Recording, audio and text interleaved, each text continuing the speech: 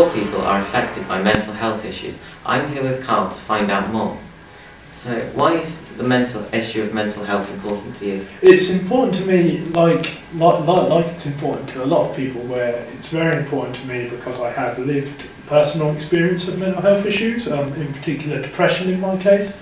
And it's very important for me because I'm a second year student now, and in my first year I had a depressive episode, and it goes without saying it was horrible. But I think I just vaguely remember this sort of sense of it's almost like you've been exiled from the human race. It's this complete isolation.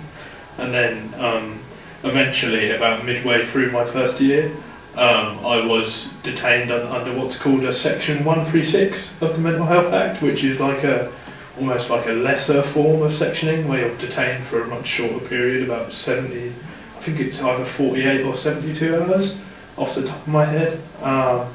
And then you have an assessment team that tell you they have recommendations of whether you should go into hospital or whether you should have another form of treatment. And the recommended course for me was hospital, so I readily accepted. And I was away from university for a few months. I came back to university, and I realised just how much stigma there was around mental health issues, or especially wards for that purpose. So it just became very important to, if I had this experience, I had to speak about it. There really wasn't any other option for me. I really felt like I had a duty to speak about my experience. Do you think there is a way of helping people who do feel this exile thing? Because you mentioned hospitals. Yeah. Are there other things maybe that people can do that know the person? Absolutely, yeah. And it's very much, it sounds simple, but just talking is of immeasurable value, because you wouldn't believe how many people they have a family member or a partner with mental health issues, and they just do not talk about it for fear of saying the wrong thing or those kind of anxieties, which I can understand. But definitely talk about it. In terms of in the clinical sense of what people can do, seeing a GP is always brilliant, and just pursuing that sort of course of action, whether it's going to a GP or even small things like, say, exercise can have a good effect on mental health. You mentioned that people struggle to talk about it. Do you think that might be why the biggest killer of under 35 males is suicide?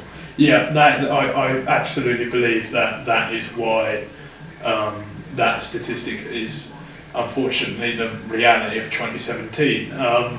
Because I think it ties into, especially men have this idea, and I brought into this idea for a long time. It's why I didn't talk about my mental health issues at first. Is that men have this idea that strength equals having no emotion, or that somehow talking about how you feel is somehow weak. But the more that I get involved with mental health issues or mental health advocacy, it becomes more apparent that there's nothing stronger than speaking out. Do you think that the stigma around the kind of issue of talking about it is why it's led to the campaign Time to Talk and actually being called Time to Talk? Yeah, definitely. I should say Time to Talk Day is run by a great organisation called Time to Change, where they do a lot of work in changing mental health attitudes in the workplace and in academic environments such as universities, because you often find, whether it's an office or a seminar, classroom or something like that, that there will be both subtle and covert, or subtle and overt stigma, I should say, sorry. And I would say the work that Time to Change do, and especially in regards to Time to Talk Day, is just getting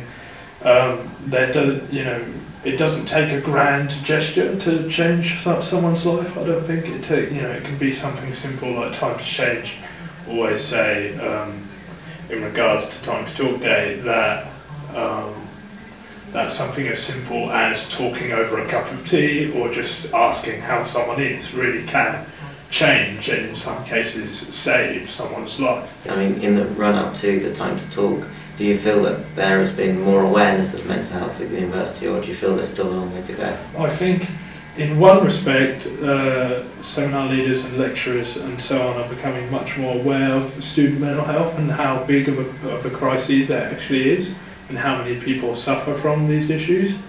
But I think there can be more to be done. Like say, a lot of people don't know, like say our university for instance has wellbeing services. A lot of people, if you mention wellbeing services to them, they have no idea that they exist. So even something simple like signposting them on open days, or there has been progress, undoubtedly, but there is a way to go. I mean, we like to think that 2017 we're very open and liberal, and we are. I mean, we're more open and liberal than we've ever been, but we do have a way to go. Like say, it's not uncommon for people with mental health issues, and especially in my personal experience too, especially if you come out of as extreme an environment as a locked ward, you get discharged and say, for instance, I came back to university and your friends drop like flies because nobody knows what to do, or they just don't want to sort of be caught in your like whirlwind in a way. There's this sort of fear reaction. So we do still have a way to go in that sort of getting the image out there. People with mental health issues aren't sort of wholly morose or staring at their shoes or screaming against a wall. It's very, we have jobs and we laugh a lot and we have loves and hates and all those kind of things. So it's just a case of normalising it, I think. So is it potentially more about seeing mental health as like any other sort of health? Yeah. There's things like you may be unfit, you may have a bug for a couple of days, but then Sure. a few days later you have a massive meal, so it's not seeing it as something that can be good and bad. Yeah, definitely. I think the perspective needs to change in that we all have a mental health that is on a spectrum, and that can become unwell or is well just through either environmental factors or biological factors or whatever. We all have a mental health, and we can all suffer from a mental health issue. Like, it doesn't discriminate. So I've heard that you're working with CSR on a documentary. What is the most interesting thing you've learned from doing that documentary? The most interesting thing I've learned, and I think the most staggering thing I've learned, is the sheer enormity of people at university specifically who have mental health issues of any kind. I've been struck by their bravery, their humour. I mean, it has really struck me just the enormity of the response that we've had from all courses, from all walks of life. There's someone who's willing to be candid and will actively change stigma, and they get up every day and they fight their mental health issue, and that's immensely brave. Do you think there'll be a time when mental health issues are accepted by the greater society? Yeah, I think inevitably a time will come. I think a time will come where we will view the way that we've ostracised people with mental health issues, or the way that we've treated people with mental health issues, in the same way where if we see pictures of segregated schools now, or any sort of those sort of historical pictures from the civil rights movement, and we think, oh my God, how could anyone do that? I really think in 50 years or so that we will look back on how people were ostracised for their mental health issues and be horrified. I really believe that. Is there anything you'd like to say to finish? The thing that I'd say to finish is that anyone who's watching this and is, or they get a sense that something is wrong, or they know that they're not quite right in themselves, or if they're feeling unwell, I would say absolutely seek out services, whether it's at the University Medical Centre with a GP, or whether it's through the wellbeing service and their counselling sessions and the wellbeing advisors that they have on offer. Absolutely seek out those services. And the thing that I would emphasise is that it may not feel like it right now, but you can actually recover and be very strong in yourself afterwards, and you can achieve great things. Like, say, the things I've done since I've come out of hospital, I never could have imagined doing any of those things.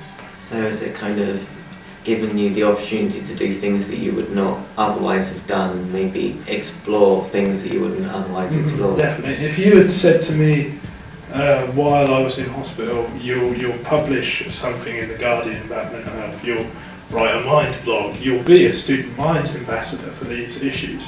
I would have thought you were joking.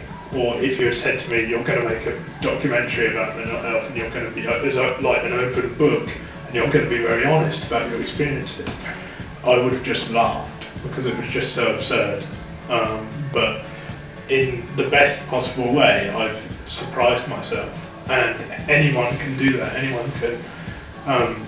Recovery is always possible, and you really can surprise yourself in your abilities and the things that you can have the drive to do, and that you can do after coming out of a particularly bad period. So, yeah, there's always room to surprise yourself, and recovery is always possible. Well, thank you for coming in. It's been very interesting not a to problem. hear all about mental health and what Thank can be done. you.